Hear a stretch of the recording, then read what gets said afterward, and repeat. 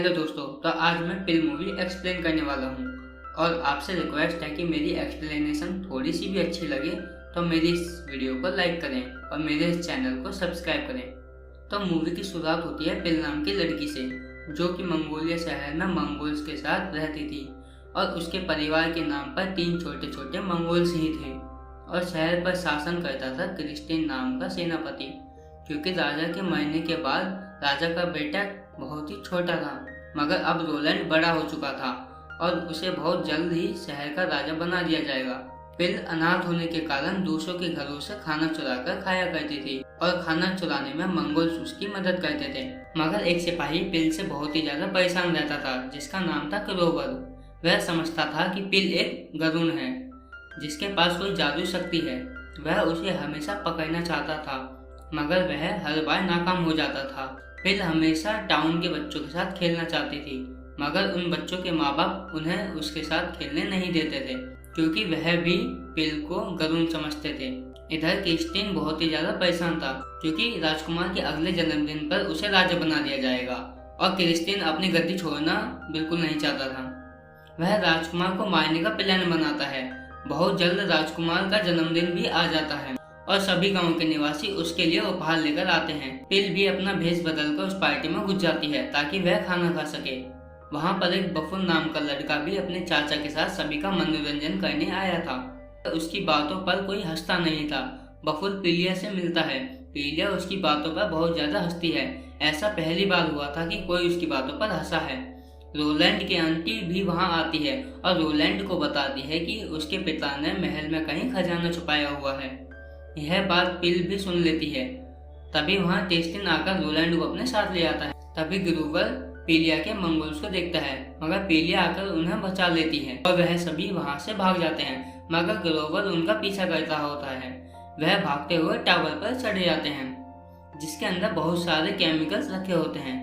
पीलिया वहां पर क्रिस्टिन की फोटो भी देखती है, जो कि एक चुड़ैल के साथ खड़ा था। पिल उन केमिकल्स को देखकर समझ नहीं पा रही थी कि वह किस काम आते हैं। तभी वह दोनों वहां आ जाते हैं और क्रिस्टिन अपना बनाया हुआ जहर रोलैंड को पिला देता है और उसे एक कहानी सुनाता है कि कैसे उसने जादू सीखा और शहर की गद्दी के लालच में उसने राजा को जहर देकर मार दिया।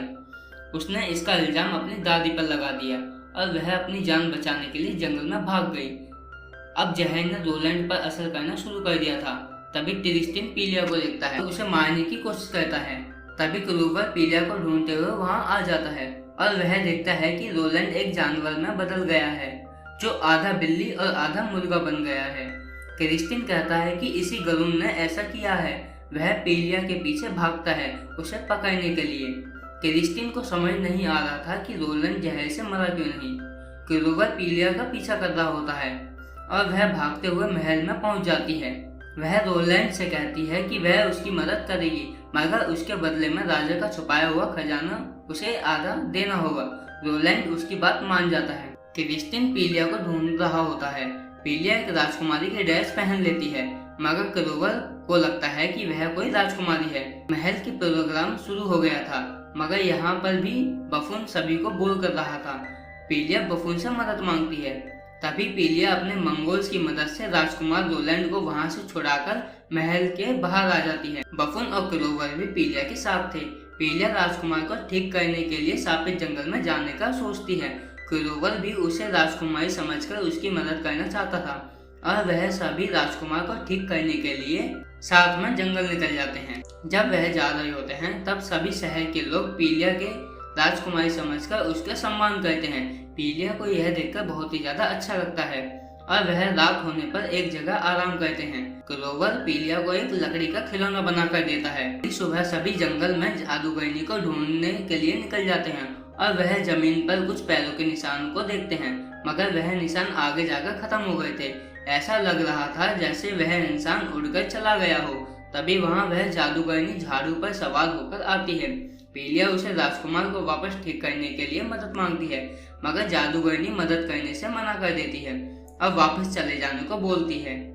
मगर पीलिया उनका पीछा करते हुए उनकी गुफा तक पहुंच जाती है और उनसे कहती है कि उसे पता है कि उन्होंने राजा को नहीं मारा, यह सब क्रिस्टिन ने ही किया है। यह बातें सुनकर वह थोड़ी शांत हो जाती हैं। पीलिया उनसे कहती है कि आप प्लीज रोलैंड की मदद कीजिए। जादूगरनी उनकी बात मान जाती है और कहती है कि मैं तुम्हारी मदद करूंगी, मगर जो रेसिपी मुझे चाहिए उसके लिए तुम्हें यूनिकॉर्न की पॉटी लानी पड़ेगी जो कि पहाड़ों पर मिलेगी। वह सब बर्फीली पहाड़ियों पर जाते हैं। तभी उन्हें एक आदमी दिखता है जो कि अपनी भेड़ चरा रहा होता है। क्लोवर उससे पूछता है कि उन्हें यूनिकॉर्न की पॉटी चाहिए। वह आदमी बहुत ज्यादा हंसने लगता है और बोलता है कि यह क्या होता है, ऐसा कोई जानवर यहाँ है ही नहीं। तभी पिल को यूनिकॉर्न की पॉटी दिखाई देती है। वह क्लोवर को उसे लाने के लिए कहती है। क्लोवर उसे एक बैग में भर लेता है। तभी वह देखते हैं वह आदमी जो भेड़ चला रहा होता है वह एक बड़े यूनिकॉर्न में बदल गया है और वह उन्हें मारने के लिए आगे बढ़ रहा होता है। क्लोवर उससे लड़ता है और वहां से वह किसी तरह भागने में कामयाब हो जाते हैं। वह जादूगरनी उस यूनिकॉर्न की पॉटी से एक काढ़ा बनाती है और वह उस काढ़े को रोलैंड को पिलाती है। काढ़े को पीते ही रोलैंड ठीक हो जाता है। पीलिया अब क्लोवर को और झूठ में नहीं रखना चाहती थी, इसलिए वह उसे बता देती है कि वही गरुड़ है जिससे वह हमेशा से पकड़ना चाहता था। क्लोवर यह सुनकर बहुत ज्यादा गुस्सा करता है और कहता है तुमने यह बात मुझे पहले क्यों नहीं बताई, मुझसे झूठ क्यों बोला।